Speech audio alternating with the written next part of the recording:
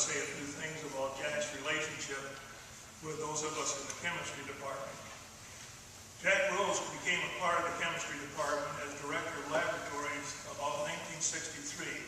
I don't think that many of us, when we first met this mild, unassuming young man, realized what a significant part Jack would be playing in both our professional lives and in many cases our personal lives for almost the next 50 years.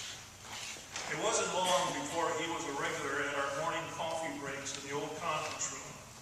It was his participation in our discussions, which for the most part were not about chemistry or even departmental matters, that we became aware of the fact that Jack was well informed about many things, and he became a significant contributor at these sessions. It wasn't long before we realized that this was a great guy and fun to be around. Jack soon became a personal friend of many of us. He likely was one of the charter members of the Penny Ante Poker Club that was made up of faculty from our department, microbiology and biochemistry. They got together once a month for almost a decade. Jack was not a chemist. His professional responsibilities were very different from those of the teaching faculty. Not only did it involve business manners, an area in which he was superb, but he also was responsible for a sizable group of people that staffed the various stockrooms and service shops in our department. He made certain that we were always well served by this indispensable part of our department. I am certain that one of the principal reasons that this aspect of our department functions so well is the positive way that Jack had interacted with his staff, the same effective positive way he did with the teaching faculty. I remember that early on in his tenure with us, he said something significant to me about one part of his job. He apparently had heard enough about certain academic matters in our morning coffee sessions that he determined not, in contrast to our previous director of laboratories, that he would not attend faculty meetings. However, if it occurred that his input was required, he would be there and make his contribution in a succinct way. I think that he learned early on that his time could be well spent doing other things than attending meetings. And he did do other things.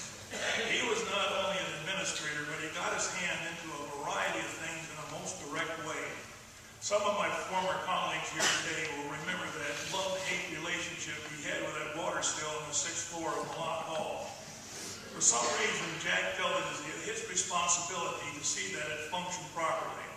As often as not, it seemed that if you wanted to get a hold of Jack, you would be informed that he was on the 6th floor in the stockroom where this infamous water still was located. Going up there, you could find Jack by listening to the banging of the metal pipes, but he kept that still going. Jack also kept us aware of many things and new possibilities with regard to things that might be available to us in the market. To the best of my knowledge, Jack was the first person in our department to have a cordless phone. It made good sense for him to have such a phone since he was constantly roaming the building, tracking down one problem or another. I did not know of even the existence of such devices. Consequently, in order to inform me of his new acquisition, one morning he phoned me and simply asked, "Where do you think I'm calling from?" Well, the second floor men's room was the last place I would have guessed. Jack had a practical side to his job that gave us some unexpected advantages. Many of our laboratories had refrigerators. We organic chemists often stored rather corrosive chemicals in these refrigerators. Of course, every time a refrigerator would break down, we would immediately order a new one, which would not last very long. Jack reasoned that the reason was the aluminum coils in these newer modern refrigerators corroded very quickly. One interesting morning was spent going out with Jack to visit various furniture and appliances businesses, used furniture and appliances business in Lawrence, looking for old refrigerators that still had copper coils in the expectation they would last longer. It thus became important that not to have a new refrigerator in the lab of an older one. Driving around Lawrence with Jack was really a great experience. Jack was a native Lawrencian, and this was his town. He would recall many interesting things about the various locations we would find ourselves in, particularly in the older parts of town. And Jack's love of his hometown is well evidenced by his contributions as an elected city commissioner and serving a term as mayor. I recall that at one point when he was running for the city commission, he came to my office and asked if he could appoint me to some position that had to be filled in his campaign team. He promised me that I would not have to do anything. Jack was true to his promise, and I didn't do anything except vote for him. But it led to an invitation to his victory party after he won the election. He served the community well, but I also remember that when it was over, the joy he had in some of his own endeavors. Some of you remember the old Volkswagen that he converted into an electric car. He finally accepted the fact that more energy was being expended on moving those lead storage batteries than in moving him. Maybe some of you remember the little Ford pickup with a broom in the back, which he would putz around town. He became very proficient in bronze casting, and one day took me out to the remote place south of town where he did what he called his pourings. I'm sure some of us here have castings made by Jack. At the time of my retirement, he personally presented me with a pen holder, which is placed prominently in our living room. I'll say more about that later. This was a guy with a lot of interest. One time he became interested in raising trout in a spring-fed pond located on some property he was associated with. This resulted in Jack and me on a Sunday afternoon hauling a gasoline-powered AC generator across an open field somewhere west of town in order to test the oxygen content of the water in that pond, using an instrument that could work only on 110 AC currents. I seem to remember we spent much time getting the generator working to find a level place to put it, as we did in measuring oxygen levels, none of which I can recall. After that Sunday, I never heard anything more about trout farming. One day, Jack came into the lab and informed me that he was into tap dancing. Being behind closed doors, he showed me a couple of moves or steps or whatever. I had always meant to ask Jack more about the tap dancing, but never got around to doing it. It reached a point where I wondered if I hadn't dreamt the whole thing.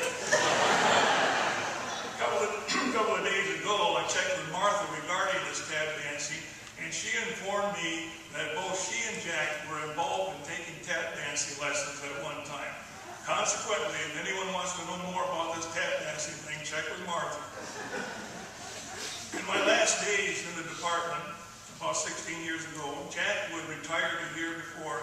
Jack and I spent quite a bit of time together. For one thing, he was helping me to set up a shop with some woodworking equipment. He was well informed about such things.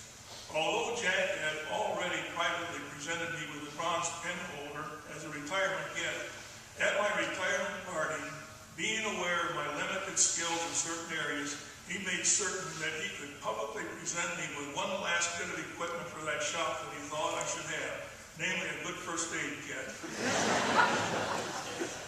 Shopping for these woodworking tools would send us on trips to Topeka and Kansas City.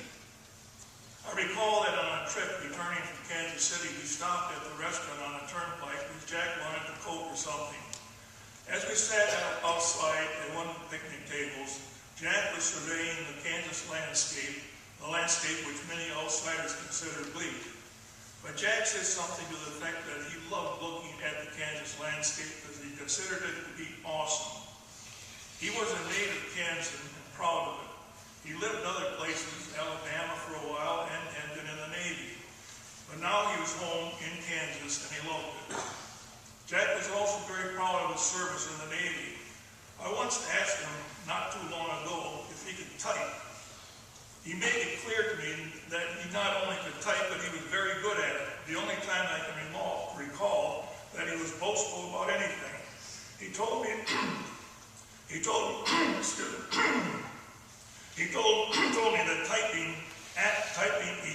accurate typing was a skill he had developed in the Navy. I recently learned from Martha that among his duties in the Navy would be to receive scrambled letters that were in code. These had to be typed correctly in order to decipher the code correctly. The only thing Jack ever told me about his Navy experience is that he was a paymaster, I guess, when aboard ship. and would sit at a table with stacks of currency along with a loaded pistol. His pride in the service of the Navy was evident to me very early on when he told me decades ago that he wanted the Navy hymn be sung at his funeral. This was so long ago, I don't think that either of us ever considered that this eventually could become a reality. I also learned that Jack himself arranged for the Navy hymn to be sung by Al Lotta at this memorial service.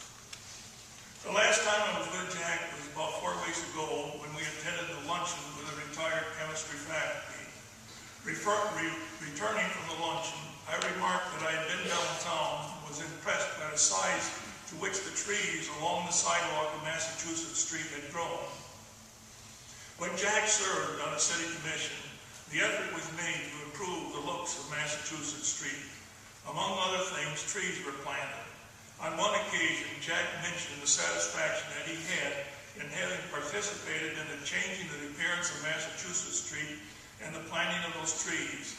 It seemed to me that he felt that this involvement was, as a commissioner at that time, was sort of a legacy he was giving his hometown. It's truly great that we have some physical reminder of Jack, such as those trees. It's even better that so many of us can remember so many other things about the times we spent with Jack and remember them with the positive way in which he had lived his life. And for all those memories, we say, thank you, Jack.